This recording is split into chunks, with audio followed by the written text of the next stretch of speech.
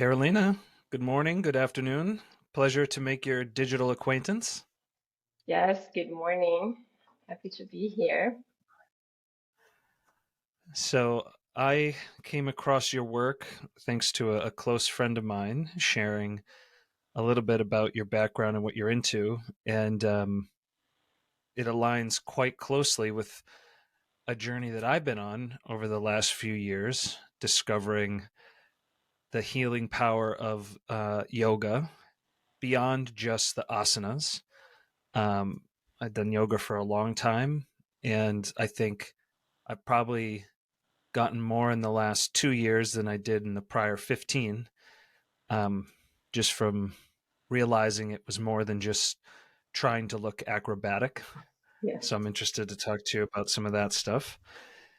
And bioenergetics is a very interesting term and I think an interesting field. It's funny if you Google it, you get a whole bunch of different things from extremely specific, biology reference type of stuff to more healing modalities. And my guess is probably you're working more on this side over here. So I'd also love to dig into that. But before we get too deep into anything, I'd love to hear a little bit about your background, sort of where are you from and how did you find yourself as a healer? Because that is not the most obvious vocation to end up in. And so there's typically a pretty interesting story into how people got involved in this stuff. Yes, absolutely. Well, my background, it's actually I went to university to study business management, and my whole life, like most part of my life, I was working for corporations and really like sitting down behind the computer and, just doing whatever you can do behind a computer, right? But Mm-hmm. for most of my life, and I would say maybe since I was 4 or 5 years old, I suffered from very strong headaches that became over Mm-hmm. time like crazy migraines that I had to like withdraw myself completely from life, like just lock myself in a dark room because the pain was just like unbearable. And I feel that that was my call. And today I understand the reason why I had the headache because was actually looking to heal that on myself that I changed my path completely. So I was born in Brazil and I lived 10 years in Montreal in Canada. And it's been 2 years that I'm now in Costa Rica. And I think the last decade, yeah, 10 years probably, that's where I began to like tap into this other field very different from um, the business management that I was used to. So from Brazil to Montreal, that's quite a change of pace, change of weather. Weather. Um, I can't imagine that must have been quite shocking once December rolled around. What brought you to Montreal and what took you away? Well, I had this passion since I was little for like traveling and languages and just like different people. Um, I don't know where it came from, but it's just like part of who I am. And at one point, I was like, I don't feel that I can stay my whole life living in this town. And I'm from Florianopolis, which is a gorgeous town in Brazil. It's an island. But I felt that, I just had to explore the world. So I always went away when like student visas and I went to the States and I went to France, but I always had to come back. And I was always like, where can I go that I don't need to come Hmm. back when my visa expires? That was kind of like my big question. And eventually I found out a couple of friends from my mom that they had immigrated to Canada with the permanent residency visa that you could do the whole application online. And at that time, I'd never been to Canada before. I'm like, why not? I'm going to just try. So even without being in Canada, I'm like, I'm going to do the application. Let's see what I can get from that. And I got the visa. So it was a long process, but it was a year and a half maybe. So I decided to go in between, like while I was waiting for the visa, I'm like, let me see what is there because I've never been. Um, Yeah. so I went to Canada, like me and my Did you boyfriend go at in the the summer? time. I went in May, which was pretty decent weather, like still Yep. cold, but like a pre-summer vibe. So everybody was just like around, expecting summer and like out on the streets and the cold, and there was no snow, right? So I'm like, oh yeah, let's do it. So then, a year and a half later, maybe we moved. That was in September, and then we had the first winter, and it was amazing. Like it wasn't super cold, and I heard that that was one of the best winters that they had. And we just went because we got the permanent visa and we didn't have to come back. And the plan was let's stay for 3 years and see what happens, but we ended up staying for 10. So I actually left because of Wow. the winter, because I And couldn't, like, I had enough winters yeah. for my next, like, 1,000 lives, I think. Life. Yeah. Now, before you went, did you speak any French, or did you find a Portuguese speaking population when you were there, or was it all just kind of completely brand new? Well, I had a good level of English that, like, I went to like English schools when I was a kid, so I had a good level of English. And I had spent like 3 months in Paris, studying French. So I could communicate, but was very like basic level.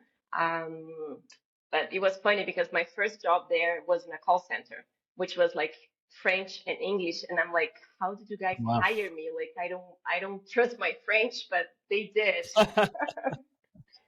especially like to speak on You the certainly got a phone. lot of practice, I'm sure. Yeah, so in 6 months, like I could switch from English and French. Like I had, like at that time, I still had a bit of headache because I was working with those two languages. I could understand, but I couldn't switch. Mm. So if you're like talking to me in English, I had to focus and answer in English. But if you came right after in Montreal, it's like I'm talking in French and you're talking in English with me, and we both understand each other, and it's all good. So it took me about 6 months to kind of like get that in my brain, and then it went well. It was a fun Mm. time. Yeah. Well, I'm glad that you had fun. Um, so, were you getting into business management when you were there? When did you make the transition from business management to what you're doing now? So that was a couple of years later. The whole journey began around 2016 or 2015. That was kind of like if I'm honest, like it would be way before that. Like that, I was inquiring life. Like, is all of that I'm doing right now, is that all that it has, right? Like there's more to life, and I Mhm. don't know like what's going on. So I was kind of like not feeling happy on what I was doing. And then because of this, the headache issue that I had, my mom was always very committed to help me find healing since I was like a little kid. And every new technique that she would discover, she would like, you gotta try this, you gotta try that. Like, and we tried like so many things. And it was around 2016 or 2017 that she came to Canada, and she's like, oh, hey, I have this bioenergetic thing here, that I think it's going to help you with your headaches. I'm like, okay, let me try that. And it was on that day that she gave me a session. And funny enough, it was just like one crazy session that I had one of the worst headaches after. And then the next day, I felt that something had switched. So I stayed for months without having any headaches at all, and that never had happened before. So that was around 2000 and yeah, 2016, 2017. And then I'm like, okay, there's something there. So I decided to go to Brazil, and then I started going like very, very often, to learn. So I first learned the self-administered version on how to apply on myself. And then I learned that you can take healing for granted. Like it's not that, oh yeah, I'm healed and that's it. Like I had a headache for a reason. I had a way of Right. functioning in life that wasn't really functional. So I had to change that and be aware of myself to actually say that, oh yes, I'm healed. And I don't even say healed forever, but since 2017, I don't have headaches anymore. So, but I keep myself, on track. I know a lot of people who have chronic pain, whether that's migraines, whether that's fibromyalgia, whether it's other types of, neuropathy and other things that are related to what seem to be conditions where the body is attacking itself. Um, you mentioned that these started when you were really young. Were you in a situation where there was a lot of stress and trauma around you? Is that what you think caused the headaches? Where do you think it stemmed from? That's very interesting, and it's a good question because I don't think I was in a very stressed environment. I can't tell you why my headaches began, like when I was 5, like you just think of a 5-year-old just playing and running around. And honestly, like I have Mm, very great and present parents. So I don't think I was under stress. Maybe it was just my call because if it wasn't, I was always very skeptic. I was very scientific. I never really believed, like, I would question God, like all the religions when I was little, because I was like, I need to see it to believe it. And I mm, think if it wasn't for those strong headaches, I would never had or felt the call from this bioenergetic world. So I knew over time what was making worse was my tendency and my need to control the world. Like I always had to, I'm very good in planning. So then I would plan my life for like this whole thing about moving to Canada, and I had a plan and I had to follow all of those things, and I need things to just happen the way I wanted, or I would be super stressed. So, like, I can't tell why it started, but I know why it kept in my life and for so long. when you were really young, was there anything where you were surprised, like you had to move unexpectedly, or you lost somebody unexpectedly, or anything major you can think of that sort of like changed your world map out of nowhere? When I was 4, um, we had to move. Like my father works for the military, and from time to Hmm. time you have to change cities, right? Because they get promotions and all of those things. So I remember that I had 2 best friends that they're my friends until now. And I had to leave the city that I was born to move with my dad. So I Mm, can't tell you if that was like super traumatic, but um, I was so attached to my 2 little friends, that all of a sudden like I had no friends because it wasn't like today that you just connect on internet and you talk to people. So right. it was kind of like, oh yeah, like they're my best friends and now I have no friends. So and that was around the same time. So, like that was when I was 4 actually that we moved to this island in the south of Brazil. Yeah, I've myself have suffered from a lot of control issues and Hmm. like needing things to be a certain way. And knowing my own friends who have also suffered from similar things, there always seems to be something in young childhood where it was destabilizing, and there's that creates this sort of desire to cling and make sure that the world is predictable, that you know exactly what's coming next. So that definitely tracks as something possible Probably. that could have Hmm. been disruptive. So you mentioned that your mom was really loving and caring and constantly trying to help you heal throughout your life. Like, what types of things did you try before you found the bioenergetics? Well, I went from all like the best doctors that we had in Brazil. So in my own town, and I remember going to São Paulo to see some neurologists. I did physiotherapy, like the micro physiotherapy. Um, what else? Chiropractor, osteopathy, constellation. Um, what else? Meditation. Like I remember doing meditation. Like my mom actually took us, me and my brother, to meditate when I was like 9. So that was like really, uh, Wow. yeah. And I remember having experiences like just feeling the chakras outside my body. And then for most of my life, I'm like, oh yeah, I could feel above my head, and but that's just another thing. But I remember doing a lot of interesting things to find the solution. And I would do like MRIs and X-rays, and I had my neck like a lot of tension and contracted, but there was nothing Mm, wrong. So they was just like, oh yeah, it's emotional, it's they didn't know what yeah. it is. It's like, oh yeah. But I always had this question. I'm like, I wasn't born like this. So why do I keep this? That must have been really frustrating to keep trying and trying and trying and have people say it's all in your head. Yeah, yeah, it is. But I never really accept the answer that there's no healing for me, that I would have to live my whole life with that. So that's why I was always, and then later on, like I did, other sessions, not only for headaches, but in general, like just trying to discover myself, trying to be in touch with me. And that's Mm-hmm. where I kind of like, oh, yes, um, self-awareness. Like it's not something wrong with my body. There is a stimulus, right? That's what I work with the bioenergetics. The body's not doing anything wrong because the body is like a perfect response mechanism. But what is the stimulation that is triggering Right. the tension in your neck? Right? And most of the time it is coming, so it is emotional. It is coming from my thoughts and my emotions. But what does that mean? Like, how do I change that? So let's talk a little bit about what bioenergetics is. Like, what's the practice? Where does it come from? What did your mom actually do when she came up to Montreal? Let's dig into that if you don't mind.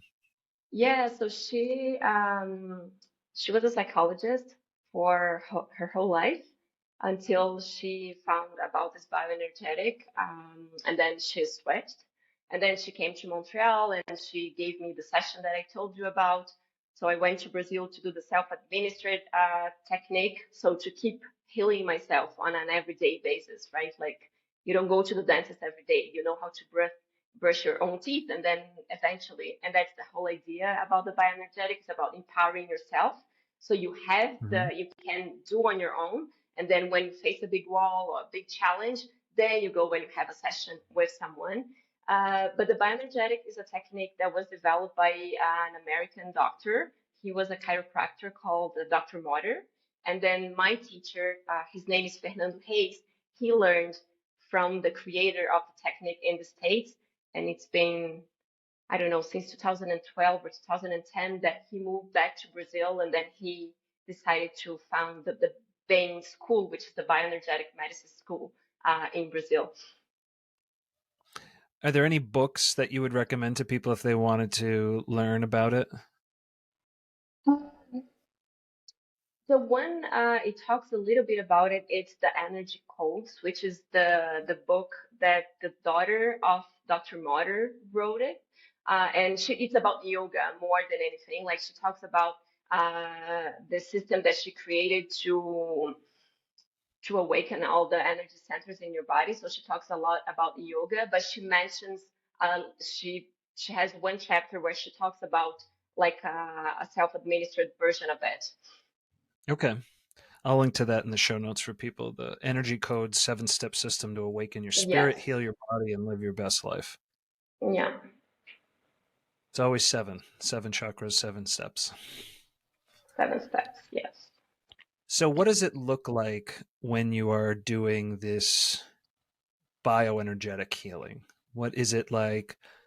Meditation? Is it like Reiki? Is like what is it for folks who have no idea what it looks like, what it feels like? How would you describe it? So when you come to a session, and it's very interesting because it's a conversation between me and your body. So you're gonna lay down on a massage table, and I'll be moving your legs a lot.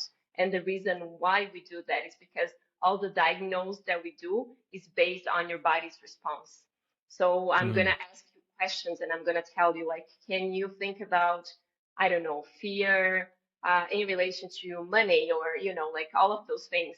And just the fact that you're thinking of that, it will trigger something. So it might mm, be that that subject puts your body into fight or flight without you even being aware. So like maybe 99%, I tend to say 100% of the patients when they get there, if you just check their legs, they are on fight or flight. So there's mm, something on their system that tells them that it's not safe to be there, that they need to be like performing or running or fighting or so based on that response, we will see the programs that are running on your subconscious mind through the questions that we ask the body. They are locking your body in fight or flight. So every time you go to a bioenergetic session, um, it will change the physiology. So it is an update between body and mind. So we're going to do breath work and eye gazing to access different parts of your brain. So we can update and tell like, oh yes, I'm safe. You're laying down, Mhm. right? Like if we think about it, we go to bed in fight or flight. So we sleep 10 hours and the next day we are exhausted. Why? Because we sleep in fight or flight. So Right. through the breath work and through the eye gazing and everything that you're guided on a session, we put your body in this healing and the digestion mode, you know. So that's why sometimes I don't even like people say, "Oh, you're a healer." I'm like, no, the only healer is your own body because the body is Mhm. designed to heal. I just remove interferences, and then your body do what's capable of doing. I started a few years ago doing twice a week sensory deprivation floats. Are you familiar with that No, what as a is that? concept? So they have either there's tanks like pods that you can get into, or they'll have small rooms. The place where I went had a small room, and there's like, I don't know, maybe 9 inches, 12 inches of water, and they dissolve about 1,000 pounds of Epsom salt in that water. And then So the you water float. is like 93, 94 degrees, which is roughly the temperature of the surface of your skin. And the air is the same temperature. And you get in, and there's no lights, and there's no sound, and you just float. It's the only anti-gravity on the earth that I'm aware of, other than going up in a plane and, propelling back down. So you spend an hour just free floating in nothingness. And it took a long time, many, many sessions, before I got to a point where I could almost hear my body asking me to do things. And I would find myself Mhm. doing yoga in this float tank. I would be putting my arms and legs into weird positions, jamming my thumbs into my psoas, and all of a sudden I would find myself crying uncontrollably, or my legs would start tremoring, or like all kinds of different energetic releases. And eventually, after doing this for some time, I reached a state where I was so relaxed. I had finally gotten to a point where I was truly in that state of peace, that I had what I think was something of a samadhi experience, where I felt like I merged with the universe. I stopped breathing for Mhm. minutes. I'm positive of that much. And it was that sort of sent me on this crazy spiritual journey, because I was like, what the hell just happened? This is crazy. Yes. Yeah. And since then, I've been on sort of a mission to find, like, what are all these different modalities and how do they connect? So, like, for instance, you were talking about the eye movement thing, right? Like, that's a standard psychological rapid eye movement desensitization type of exercise, right? And it's like, yeah, that does work actually. Mhm. And so it's really fascinating to see how the different pieces of the puzzle kind of connect, and that there's no one thing that works for all people, um, except for yoga as an sort of eight limbed path. I think if you really take that as a collective body of work and you make it a life's mission, I don't know that there's any other way that will heal you, enlighten you, and bring you home to yourself faster than that. But it's I- also terrifying. I think that's the part that they don't tell you up front, is that as you start like snipping the tethers to reality, right? This like dream state that we find ourselves in, it's really unsettling. I don't know if you ever had Yes. any experiences with that, where it's like, what's happening to me? Why does my mind feel Yeah. like it's fighting against itself? Yeah, no, it's crazy. And it's interesting that you mentioned this floating thing because um, it's very similar. Like, I just heard of a client that she mentioned that she was going to a place like this in San Jose, but I didn't relate the name, as she Mm, maybe mentioned something in Spanish. And I just felt, I'm like, that's interesting because that's a beautiful experience to realize that we are constant in fight or flight, right? hmm Because people like, you don't need to be like this crazy stressed person to be living in this defense physiology. Like we love in fireflight. We have nice jobs, we have money, and we have fun living in fireflight. So when you talk about like, oh yes, I merged like the universe, like what is this relaxation? What is this level of relaxation that you can achieve? And the yoga is an invitation to actually live this state into your regular life, right? Right. Can I be this conscious and relaxed while I'm engaging with you here in this conversation, while I'm, downtown San Jose here doing this stuff? Because, like I always talk in my yoga classes, life is yoga, yoga is life. So if you're just coming to the mat and feeling peaceful here, but you can bring the peace that you're feeling here to your life, it might not be yoga. It might be maybe one limb. You're doing the asanas, you're doing the stretch, but the whole philosophy is like it's really like changing the whole way you see the world and you interact with the world. So I totally agree that I don't know, that's the way I found too. Like I don't know if there's another way, maybe there is, to find, I don't know, enlightenment. I like to call, I understand that we are enlightened beings trying to embody that. Mm. So, the light is already there, but can you bring that light into life? So that's kind of like the way I approach yoga too. And I love you sharing your experience. Thank you. You're welcome. How did you find yoga? That was in 2003. That was right on when I started doing, when I entered to the business management degree. There wasn't a lot of yoga studios in this city that I was living. And I always had this, I want to do yoga. I want to do yoga. Like, I liked the colors of the chakras at the time. I had no idea what they were. And every yoga studio, like, would always relate to those colors and to see the symbols and everything. So I began doing it. I was the only one among my friends doing yoga. I think for most of the beginning of the years, I was the only one that I knew doing yoga. Mm.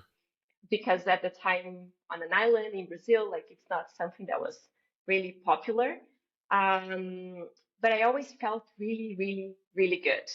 I don't know. I can't really explain why, but like I tried to go to the gym, I tried to go to Pilates, and at the time for me it was just like a way to stretch my body. Hmm. Um, and I kept doing like on and off, on and off, on and off, like since like maybe 7 years ago, that when I began like to be more serious about it. And then when I moved to Montreal, like I found a studio and I did hot yoga and I did like many different practices. And around the same time with the bioenergetics, and I think life has like some way of kind of inviting you to tap into your purpose or your destiny or what you came here to do in interesting ways. Um, there was a little later, like 2017, 2016, I started the self-administered thing. And then in 2018, I was doing the bioenergetics in other people. And then right at the beginning of the pandemic, the yoga studio that I was going in Montreal had to shut down. And then I got an invitation from on my email from Dr. Sue Motter, which is the one that wrote the Energy Codes book, Hmm. because I found like I was following her. She's like, I'm doing yoga, like free, just come every Wednesday, whatever. And I was committed to that. And then she invited for the teacher's training. And I never had like any plans in my life to become a yoga teacher. Hmm. But my solar plexus, and that was one of the most beautiful experiences. I was already tapping into like intuition and self-awareness and being connected with myself and knowing that there was more than that work that I was doing to me, like available to me. And when I got the email, my solar plexus was Hmm. like on fire, and it was beating so hard that I'm like, holy shit, what is this? I just know I have to enroll to this course. But I like out of nowhere, like, and I told my husband, I'm like, oh, I'm enrolling to this course. And he's like, but like, why? I'm like, I don't know, but I just have to do it. I have to follow my solar plexus. So then that's like when I decided to study, and then she brings a lot of consciousness. So she talks about like infusing consciousness. Hmm. So it's a lot of talk on the yoga, and that's how like I inspire my work, because you're putting your body into sacred geometries. Those are like the asanas, right?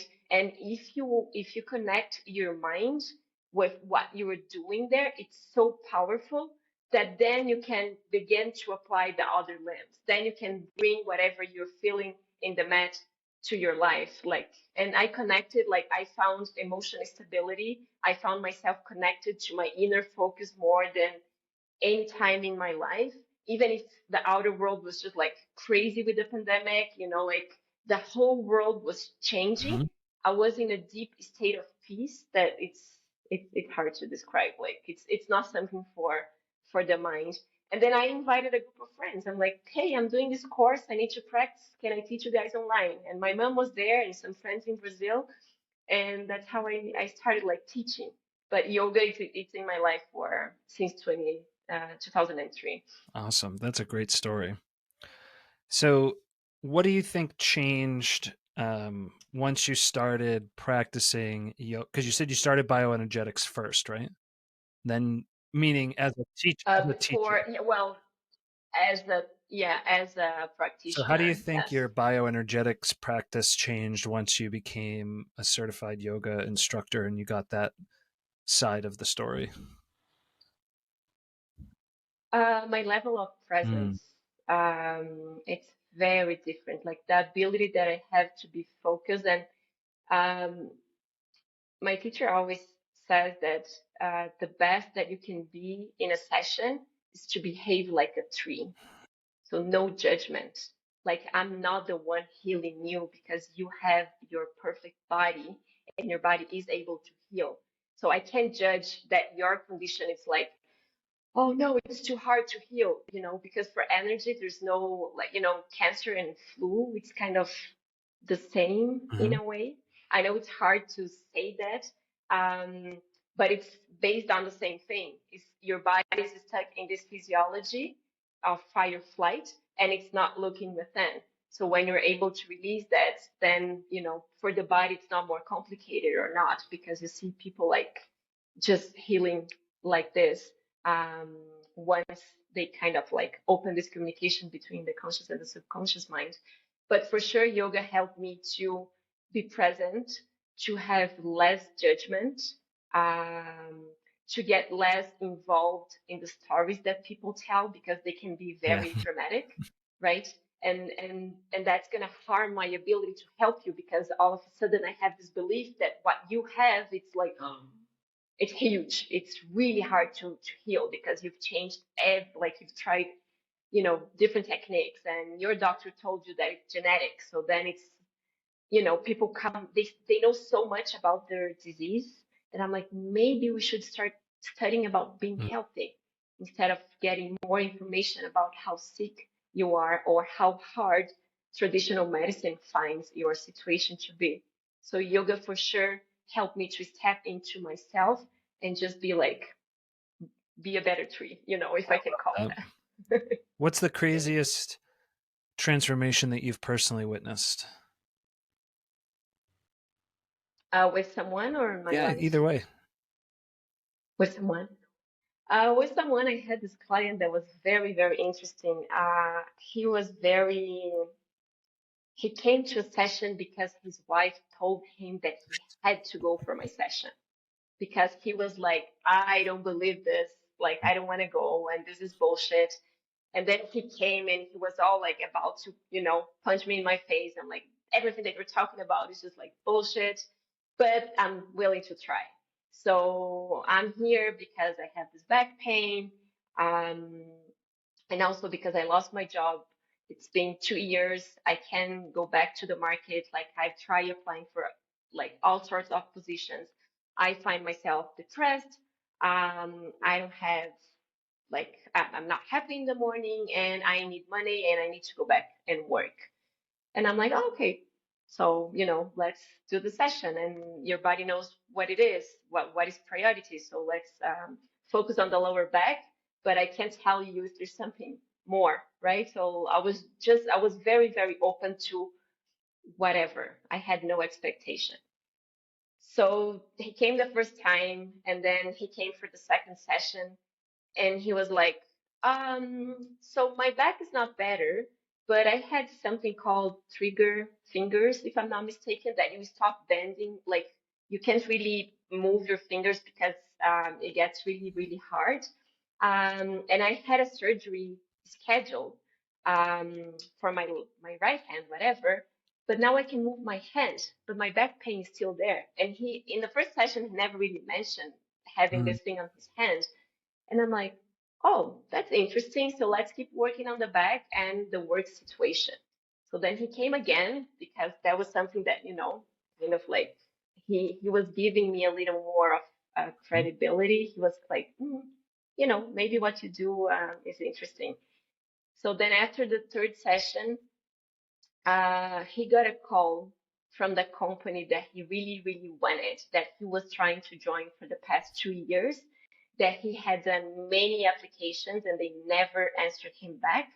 And then after the third session, he got a call from this company. He got the position, and then like over time, it was like maybe 2, 3 weeks later that he got the position that he wanted, and his back was better. So I really remember him because he was very like people sometimes like, do I need to believe in what you do? I'm like, not really. It's nice if you believe in yourself. It's better, it's easier if you believe that your body is capable of doing whatever healing needs to be done. It's helpful if you believe that you can achieve the goals that you want professionally or, in relation to anything in your life. But you don't have to believe in what I do. Like we do the bioenergetics with like animals. Like I treat my Mm. dog with bioenergetics. Interesting.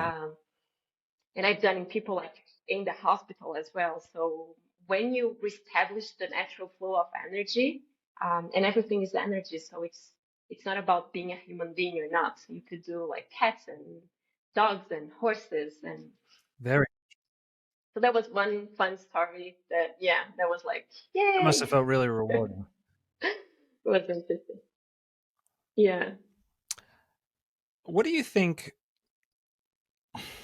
Well, before I ask the question, one of the things I find really interesting living in quote unquote the West is how not open minded people tend to be around these types of things. Like some of the folks I know who have the most suffering physically are the most sort of clinging to a hope that there's an answer either in a pill bottle or some kind of a diagnosis, something that will pinpoint, like, we finally know what the thing is and now we can treat it, as opposed to like just really resistant to the idea that maybe you just need to relax and trust that you're not going to be annihilated if you unclench your fist.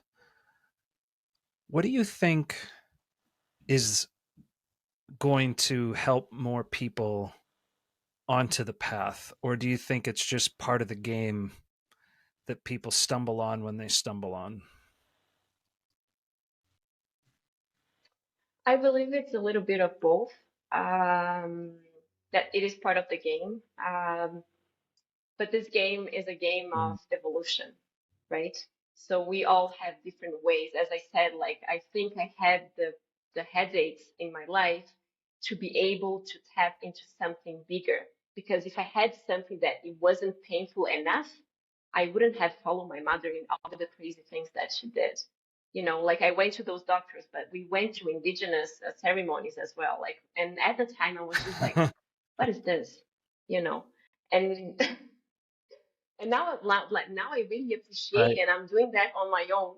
Like I want to go for a temazcal. Like I did that when I was like maybe 11 and 12 years old, and I'm like, what the fuck? Like I'm here in this like heat, and these people screaming and singing, and now I'm like, I really feel appreciation for her for doing all this. Um, so I think it's part of the game. But if I see, and that's just my view, like we are evolving to a place that people are being trying to be more connected because the way that we are living is just not working.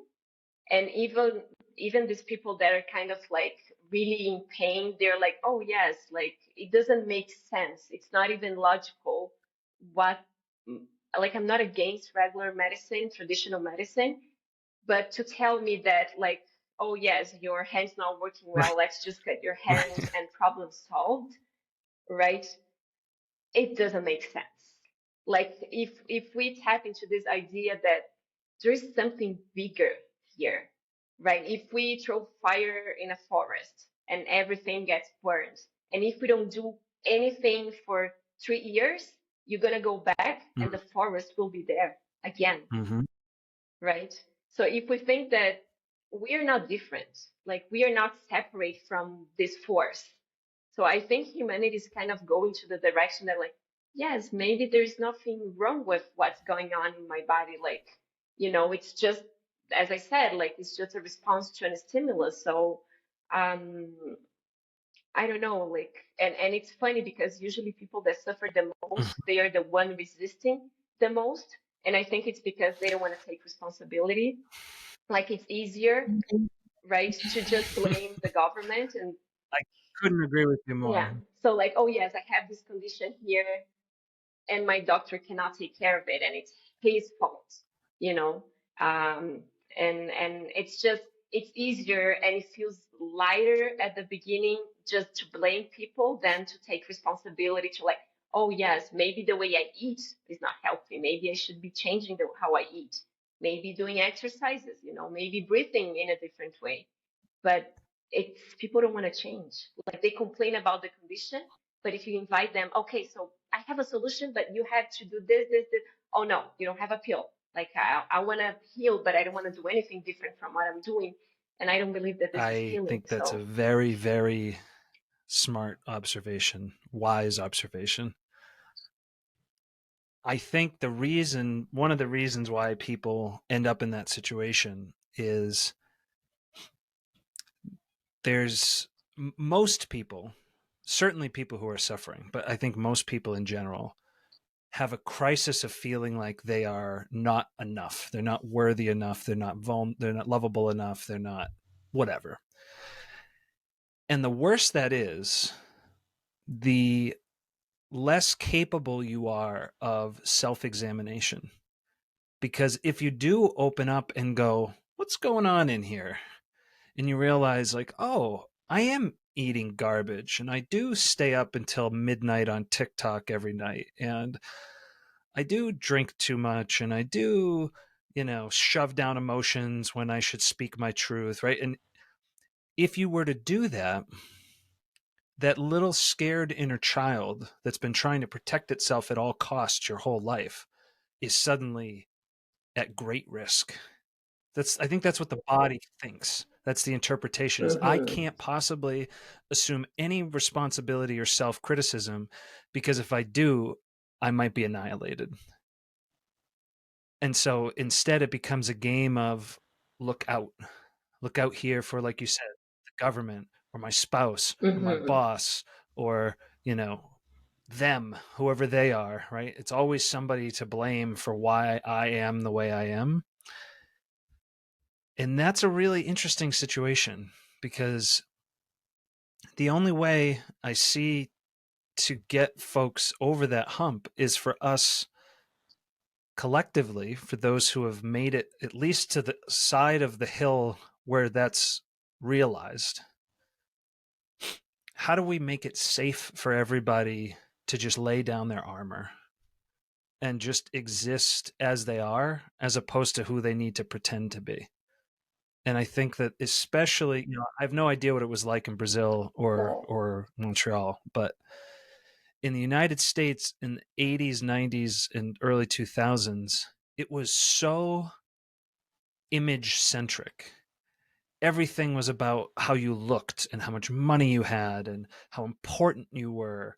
And so there was this strong, strong cultural pressure to pretend all the time and protect your, reputation at all costs. And that could even have been a microcosm of even my own family or where I grew up. But from what I see around me in terms of how it's manifested out over time, I think it was a general Western plague.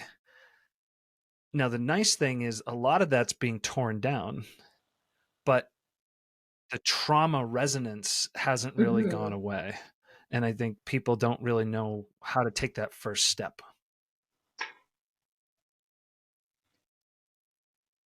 Yeah, and I couldn't agree more because we come to a Right. point that it's just not safe to be you, right?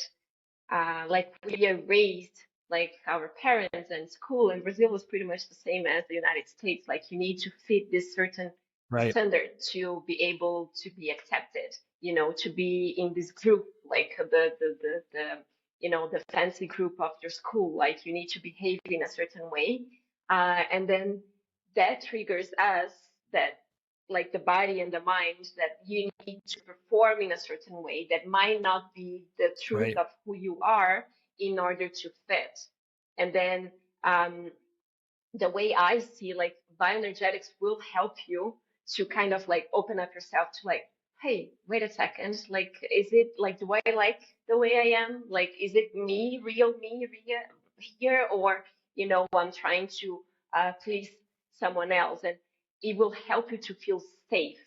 Like the yoga that I do as well, it's all, and I think that you touched on a very important point because even if you're not in a good situation, it is none. So then it is safe for your system more than the Right. change that you require to do if you want to heal, right? Because you need to become someone that you don't know who this And person not is. only do You you don't not you don't know, even know your but truth. So then that your version of system you thinks like, was oh, he rejected. might die. That's why you created the right? You were rejected Hmm. at school Which is not because you even didn't sit safe. still Yeah. enough. You were rejected at home because you questioned too many things.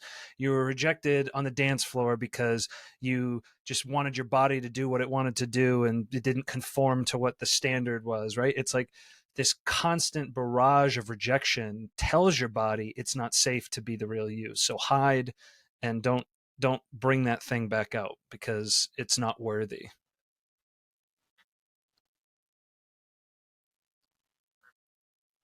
Yeah, I think that there's like many ways. Because it has to be from a place of decision in Mm. yourself. Like you got to decide that I'm going to be me no matter what. So I'm going to deal with rejection instead of like pushing it away. Because if Right. you fear rejection, then you're going to keep the status quo just as it is, right? But if I would say like one thing that people don't realize Mm. how powerful it is the way you breathe. So if you could just do belly breathing, right? So you're kind of like, oh yes, I want to change, but I fear to be rejected. And I'm like, just bring all the thoughts and all the discomfort into your mind, make that situation pretty real and painful, and then belly breath. Because what you were doing, you were just triggering your system to tell like, oh, it is safe to feel rejection. It is safe, because you will Right. feel rejection. Like when you tap into who you are, it's not that everybody will love you. Like it's the opposite. When you tap more into like what makes sense to you, a lot of times you see yourself alone in the path. Like, oh, there's nobody that agrees with me, right? Like you probably like you've been there, like where you're talking the language of everybody here, and then you Mm-hmm. begin to change, and then all of a sudden, like it feels that you don't talk the same language. So first thing, like it has to be safe to feel rejection, but you don't want to go in the life and just be rejected all the time because you're gonna shut yourself down. So begin with the breath and just let your system understand little by little. Think of the situations that you felt rejection, and think of you maybe changing your job or doing something different, uh, and just do the belly breath and turn this belly breath as your normal breath, Right. because people breathe here up in the chest, right? So you activate the sympathetic, and this is fight or flight.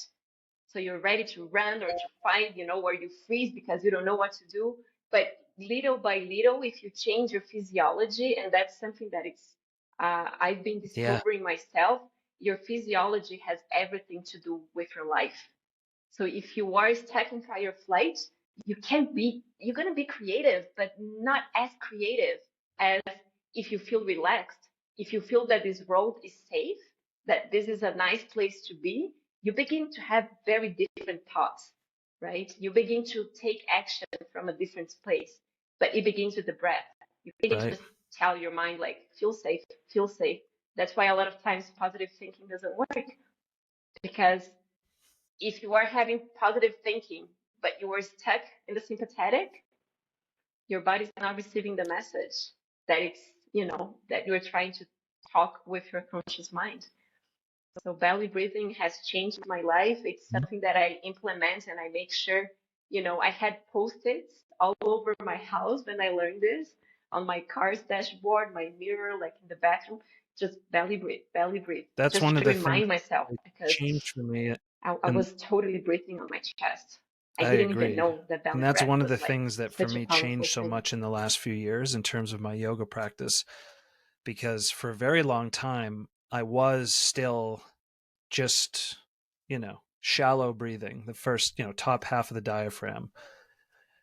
And because of that, all my, all of the musculature and, stitching inside of my core was still like this. And so it never got the chance to relax. And so I'd be in yoga trying to do twists and other things, and I just never really progressed because that part of me never really relaxed. And I think a huge piece of it for me, I can't speak for anybody else but myself, but I sucked in my Mm-hmm. stomach my whole life, worried about what are people thinking about if I show a belly. And then that just becomes like your permanent musculature is this sort of like half inhaled spot where there's nowhere for your lungs to push down. Mm-hmm. And then I think your body ends up collecting a lot of trauma energy around there because I've Yes. observed anyway that trauma energy seems to store where you move the least. And so if you can't twist and you can't bend backwards and you can't do all these things, then it's never at risk of getting cracked open. So yeah, sure, just store it in there. Store it right Mm-hmm. there. It's a perfect spot. You're never going to tip that over. And then suddenly, as time goes on, your body gets more rigid around those areas to protect them because now there's a bunch of trauma energy stored there. And so let's make sure that that really doesn't get disrupted. And then all of a sudden you get ossified into this, like, Mm-hmm. you know, I think that's how people end up, with like the old person, hunchback and all these types of things, is because slowly over time, there's just less and less available movement because more and more of your body is a toxic waste site, storing stuff that you simply capable or unwilling to feel.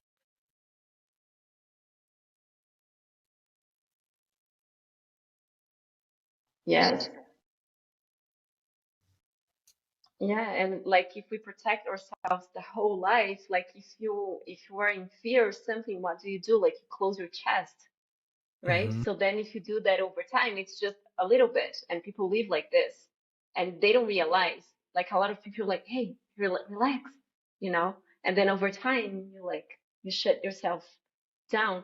It's very powerful, and that's like when I'm teaching yoga, that you feel the tension or you feel the pain and Right. accept that as wisdom from your body, because this is where your essence or your energy is not flowing. So invite your breath to go there. If you do a forward fold, you might notice like a lot of tension behind your legs. This is your protected personality. This is your ego. This is you trying to perform, trying Right. to defend yourself. But how, like, yes, you can stretch, but if you don't breathe there, the work is gonna take longer. So breathe through your legs. Like take your essence, take your spirit, the breath in the body, the spirit, whatever you call it, to that area. I've absolutely. And it's funny because when you release those areas, your life begins to change too, because everything is interconnected, right? So your ability to open your chest or to twist or to do things with your body will reflect in your life if you have a conscious just journey, Do you because ever read otherwise you just the think book it's The like Untethered coincidence. Soul by You Michael just you Singer? don't relate So your limitations that in was the life first with thing the I read that limitations in really your body. transformed how I thought about the world. And one of the things that I took away from Yes, I him love I in love him. connection with all this is each of if you assume that Mm-hmm. in your body where it is inflexible, because you look at a toddler, they couldn't be more flexible. They're like Gumby, right? They can sit down from standing up, they can sit down, put their legs out in front of them, pull them back in and stand up, and they don't even have to use their hands, right? Like they are just unlimited flexibility. Why? Because Mm-hmm. there's nothing stored there yet. That's what I think. Same thing with my dog. I have a 13-year-old dog. He can get up from taking a 2-hour nap and be at a dead sprint. He doesn't need to stretch for 45 minutes. He just gets up and goes because he's not storing all this crap in his body. So, anyway, I think that the reason we get triggered in life and somebody says something Yeah. or you get cut off in traffic or something occurs where suddenly your emotions are more powerful than your ability to stay peaceful.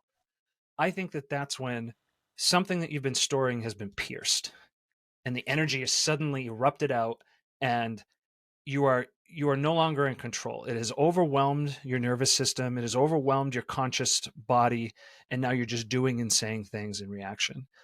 I think what happens is through the breath work during things like yoga, when you're deep belly breathing, it's literally clearing out the stuff through your energy centers such that it literally doesn't exist in you anymore. And the reason why I think you go about living your life and your life is different just because you can do a perfect triangle or something is because the things that you go that used to hit that and explode, there's nothing to explode anymore. It's just gone.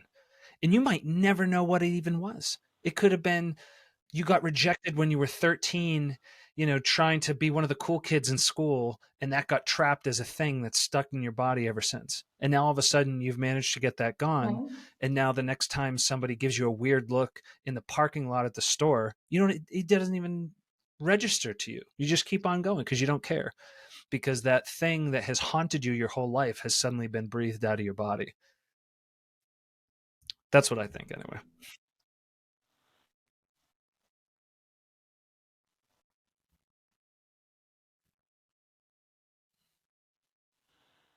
yeah. No, and no, and I totally agree. Right. And it's just nice, and I feel how powerful the body is that you don't need to go back and identify that specific memory. Because can you imagine if we had to go and chase all the little things that happened in life? Because we could get like badly triggered by smell.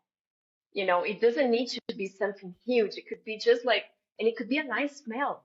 If you broke up with this guy that was just crazy and he was always, I don't know, was smelling this perfume, you don't realize that you smell the perfume again and it would trigger the whole physiology, like whatever you had with that guy. So how can you go back and chase all of those things? But you need to invite your body to the game. And people are trying to find a solution with their mind. When they're like, oh yes, like yoga is body work, but let me go to my real thing here and think more of my problems so I can find Yeah. the solution. And it's All not about problems are that. created. But it's really hard to detach, Everything else just right? To kind is. of like There are no the mind problems is not here to in solve nature. problems. It What's really creates interesting and what problems most convinced of me the of this time. is So I've watched a lot of it's really nature, like, either documentaries or just even just clips online. yeah, And exactly. sometimes, because this is part of nature, there's something eating something else. Well, sometimes you get things like praying mantises that eat other things alive. And what's really fascinating is once the prey has reached a point where I'm not getting out of this, like it's just not happening, there is a state of complete equanimity while they're being consumed alive. It's like, yes, you can't even fathom that as a human being. It's unfathomable. But that is what has convinced me that there are no problems outside the human mind because that's not a problem Like to a whatever complete thing is being relaxation. consumed. It just is. It just is. What are you going to do about it? It just is. And that is so much of the human condition is this refusal to accept what is. Maybe your spouse is going to Yes. leave you. Maybe your job is going to end. Maybe the economy is going to collapse. Maybe we're going to get hit by a meteor. Who knows? No one knows. It's all unknowable and it's all completely uncontrollable. And somewhere along the way, we got this ego that got stitched into us that gave us this ability to feel like we have this illusion of control, and it causes 100% of the problems. Because if all you do is let go of the steering wheel, Jesus, take the wheel, and just flow along the river of life and let the universe dictate what you should do every second, there's no problems. Everything's fine. And that's how you reach that state of nirvana, I think, is when you're no longer trying to do anything. You just human being instead of human doing. Hmm. Yeah. Yeah. Hmm.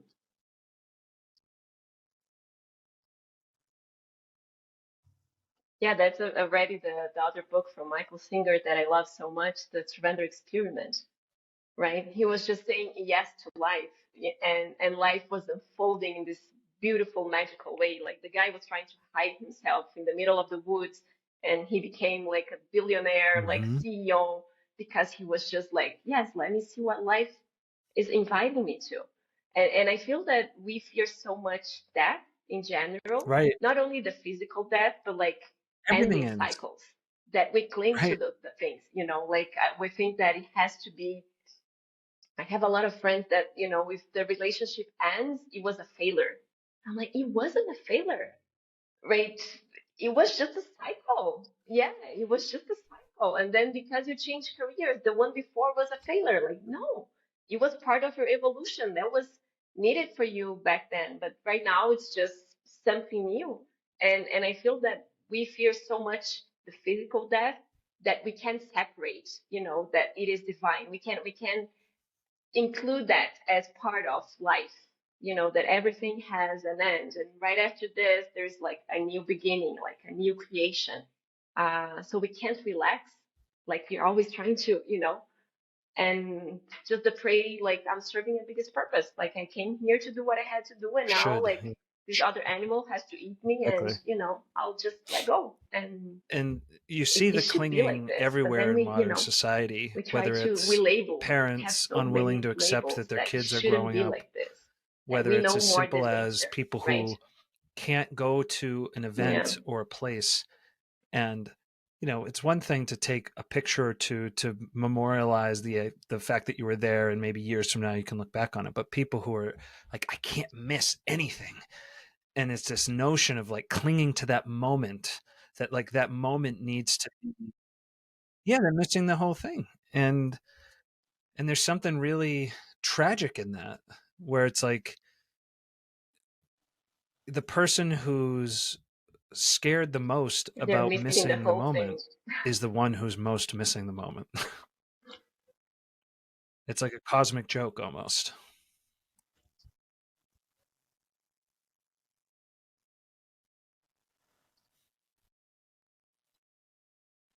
Right. Yes. Yeah. Yeah. And then if you think about that moment, like many years from now, you have So no what types of beautiful things are you memories about doing it. now in your own You have practice to you work taking the on pictures, or you remember the picture and you think you remember the becoming no moment, one, but you let's weren't say, there. Like your mind was, remerging with the, somewhere else. the one, if you will?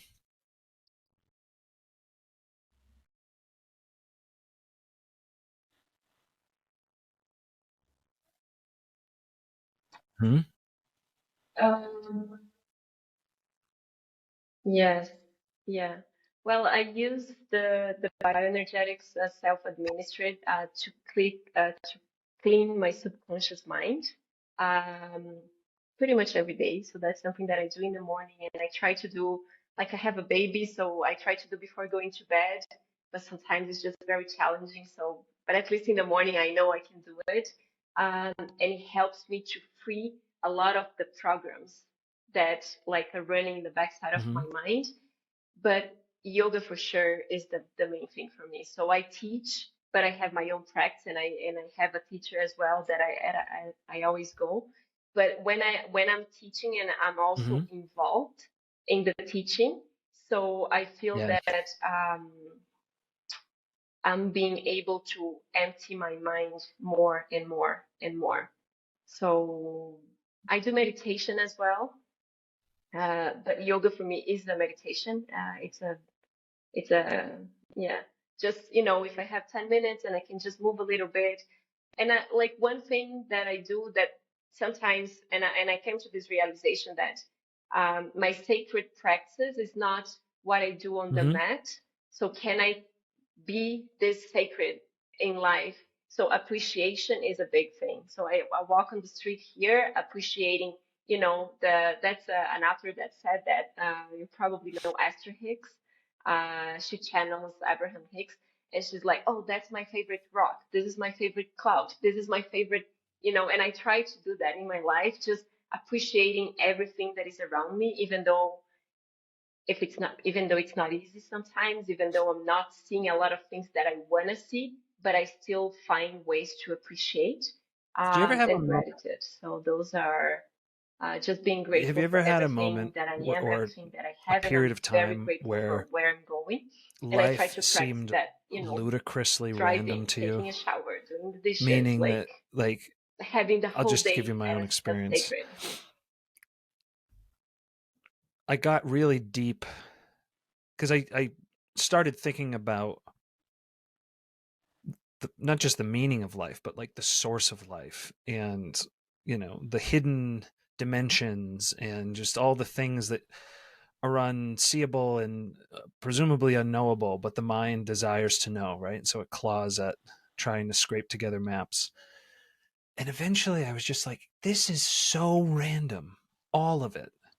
Everything that we see and hear and touch and feel is so completely improbable that literally everything, it doesn't matter. This post-it note is unbelievable.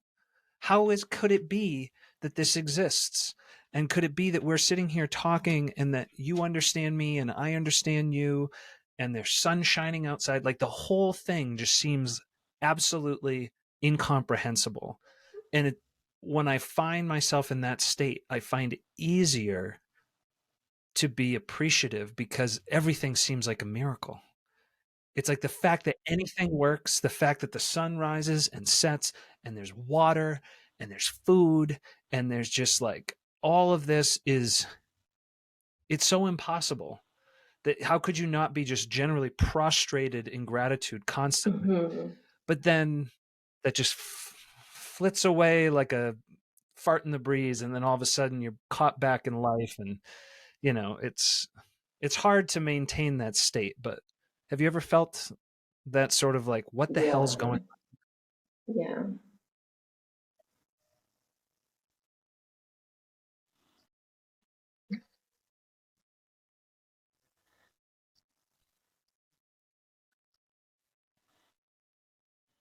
yeah. Yeah, I feel that when I decided to come to Costa Rica, and that was another very interesting body experience. Um, when I got here, I felt that everything was magical.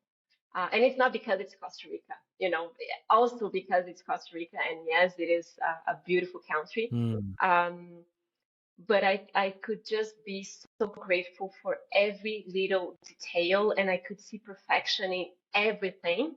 And then life was kind of showing me that because I would think of something and something would show up.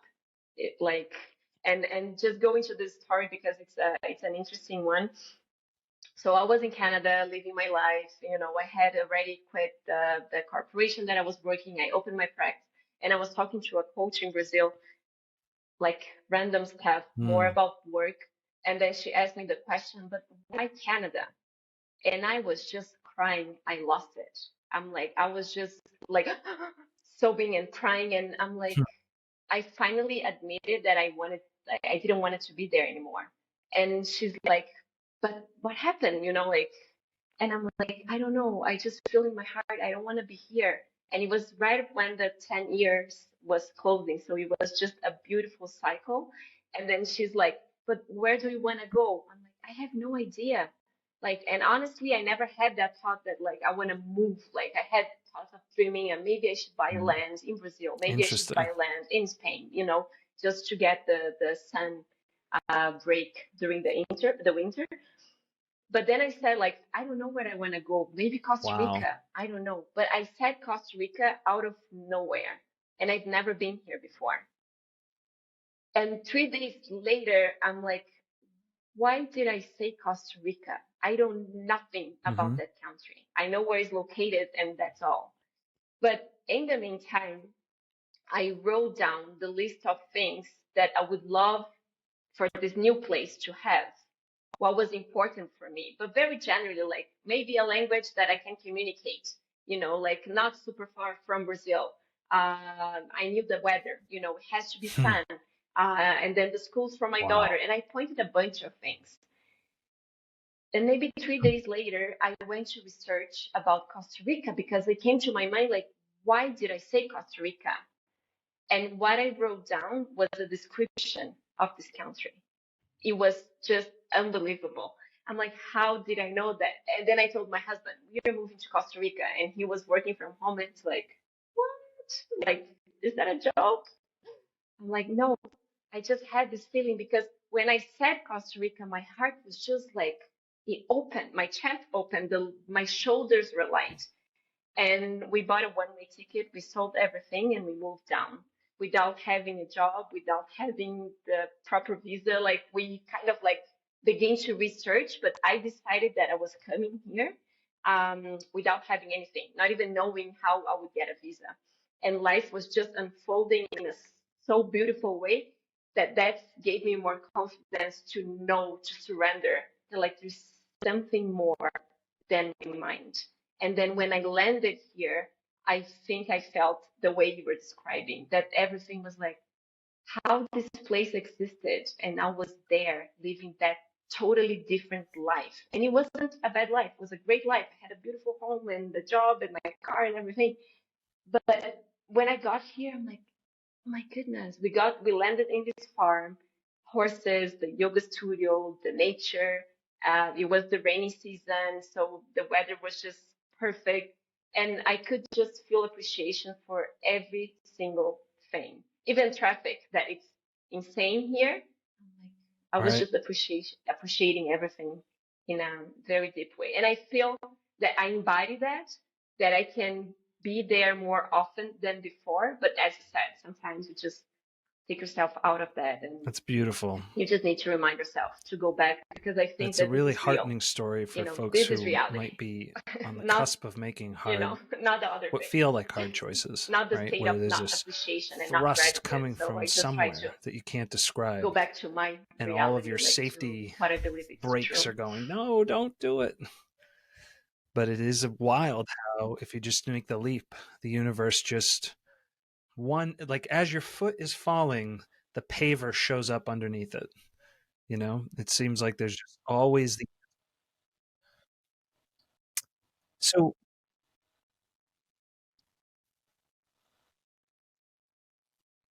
Yeah.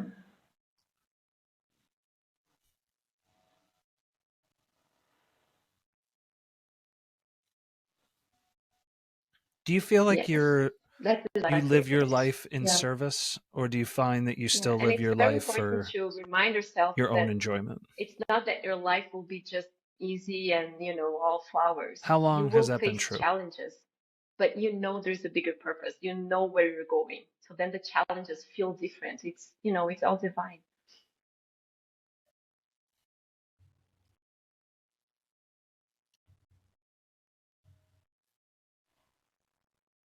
Hmm. Uh, in service. Like I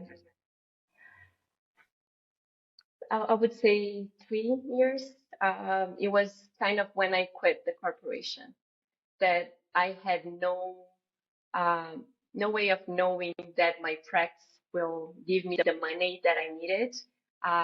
Right now, I'm in a point that I'm working with Phil to expand my business. So we created this beautiful platform, and I'm teaching yoga online. I always teach online, but like I'm kind of creating a structure that I'm combining like all the techniques that I know, and I'm creating Mm. this beautiful and sacred space that it feels like it's so much bigger than myself. And I often talk to Phil, I'm like, there's like a lot of things that we do that I don't like it, like creating emails and the marketing stuff that, it's not my area. That's not what I like, but I feel good in doing it because it feels bigger than myself, because it feels that I'm doing for a bigger purpose, because I am in service of something bigger than what my mind can grasp.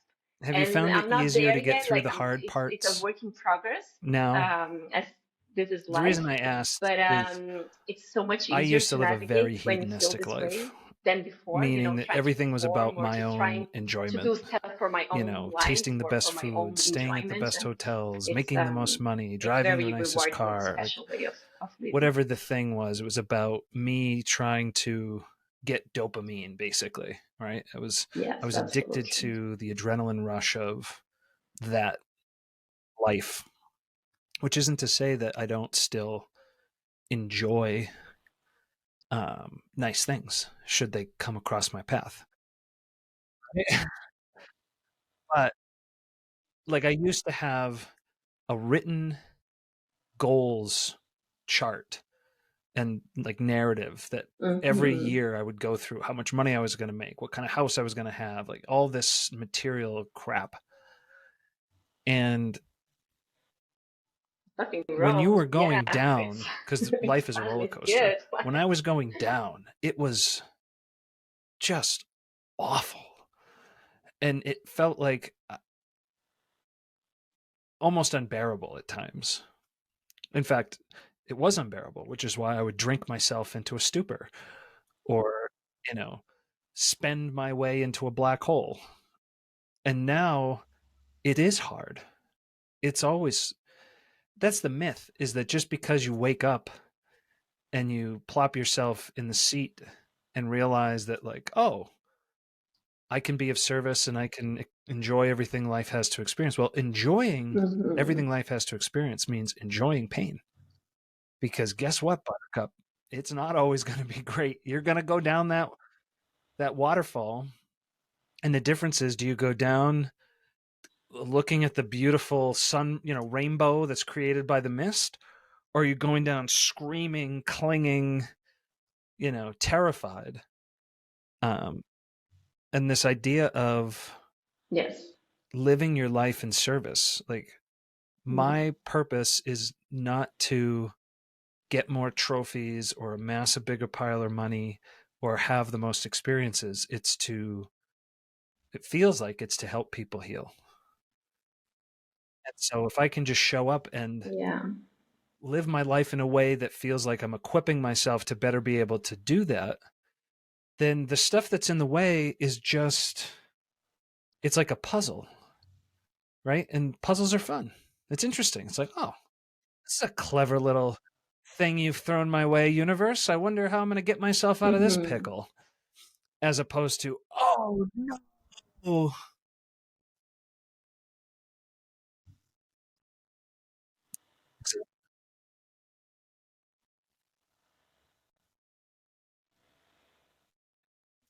Mm-hmm. Yeah.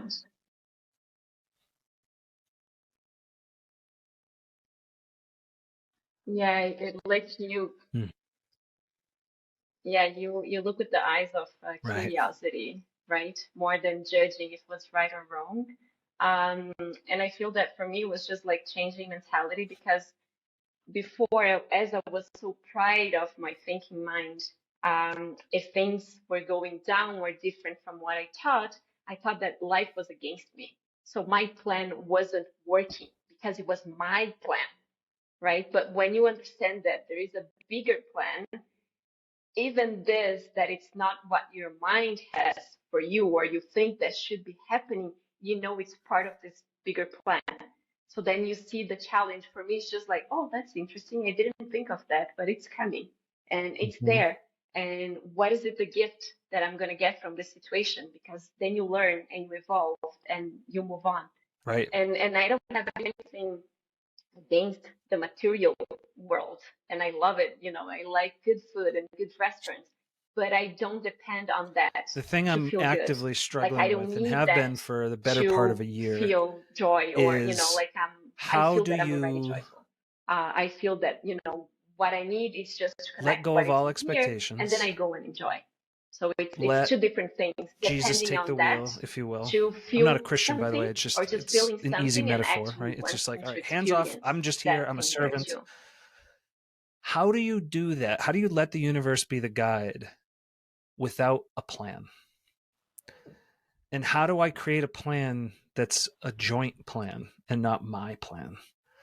And I'm really struggling with that because I lived so much time under the my plan umbrella that now I had to break free Hmm. of it by just casting myself out and just saying, like, all right, I'm going to float down the river for a while.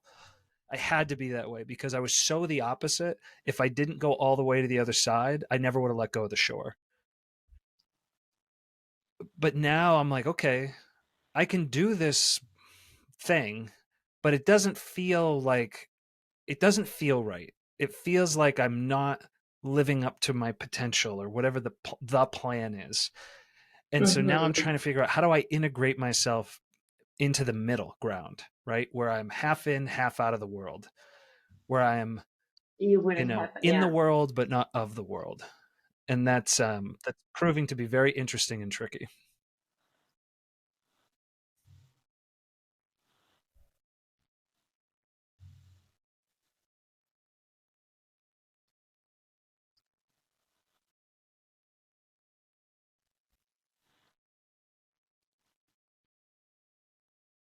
Hmm. Yes. Yeah. I feel that it's a it's a progress, Mm, right? Like for me, I feel that I'm in between as well, where I have honestly, like I don't have a big plan. Like everything changed so drastically in my life, for so much better when I didn't have a plan. That I'm kind of more like, okay, what is this? But my goals are in terms of connection with mm-hmm. myself. So like I don't have a goal, Right, sometimes in relation to how many new students right. or how many clients. Like I know what I need for my living, like to pay bills and all of those things, but that's not what I'm talking about, but how I want to feel. And I want to feel connection, and I want to feel in peace, and I want to have more patience. So I feel that in my work to achieve those goals, they are not like materialistic. I ended up having all the material that I need, but I joined this bigger force, because I'm deeply committed to find and be my essence, to express whatever is unique from me in the world. And I need to feel good because I like when you go deep on a meditation, or when you go to, a psychedelic experience or a connection with whatever. And after like a beautiful yoga flow that you go in Yeah, trance or something, it feels good. So, so that's my direction. Like I need to feel good no matter if the challenges, no matter if I'm going down. And then the whole thing starts to shape in a different way. So I'm fully committed um, to feel good, but I don't think you understood that, but it's not in this toxic positiveness, like this positive fake thing, you know? It's not about like be like broken inside and pretending that I'm good. It's really finding this without needing anything around me to change. And then all of a sudden, everything changes, and you just have I an love that. idea. And I notice when that So idea comes from if you I'm lacking were something or I'm feeling great. So if I'm lacking something, if that you were to wasn't give an folks a inspiration. piece of That advice was just like me trying to cling on beyond something.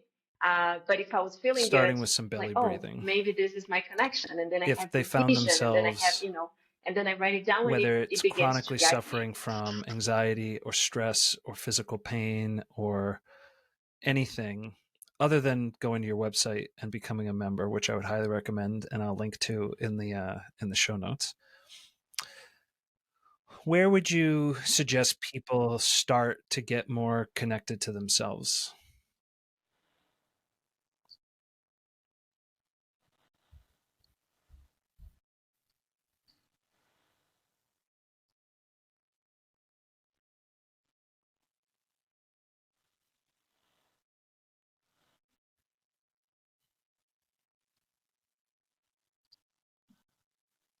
Thank you.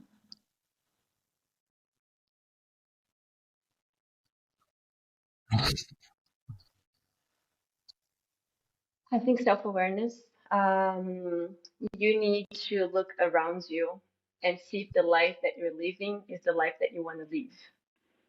So you will be putting yourself, Mm, like, if, even if it's like the pain, the job, just question yourself why I do the things the way I do.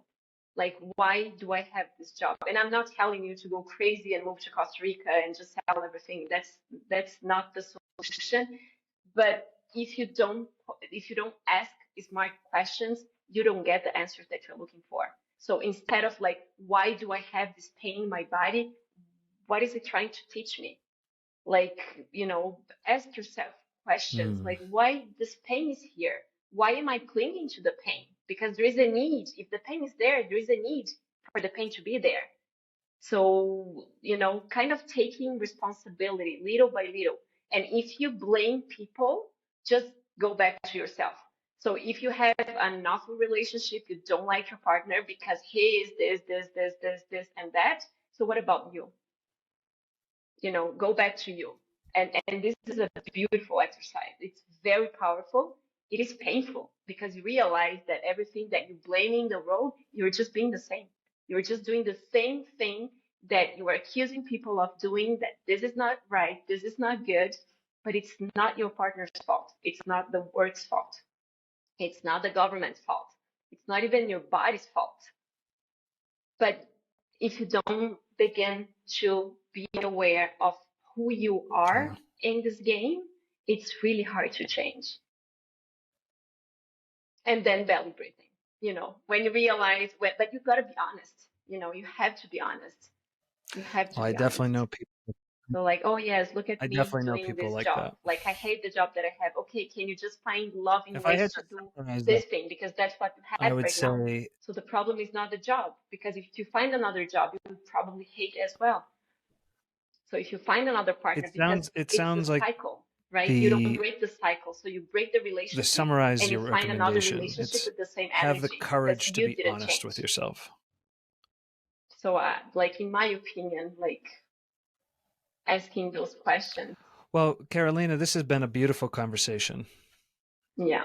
and I At the appreciate you having it beginning, with like, me. changing And the I way look you ask. forward to seeing Yeah. You ask questions. where the next several years and decade take you, because I get the impression that you're going to be attracting more and more folks who are looking to heal.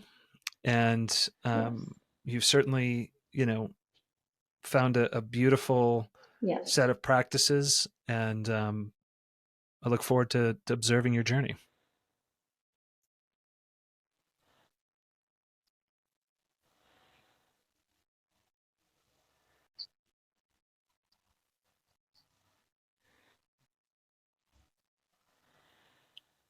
Blessed to be in contact.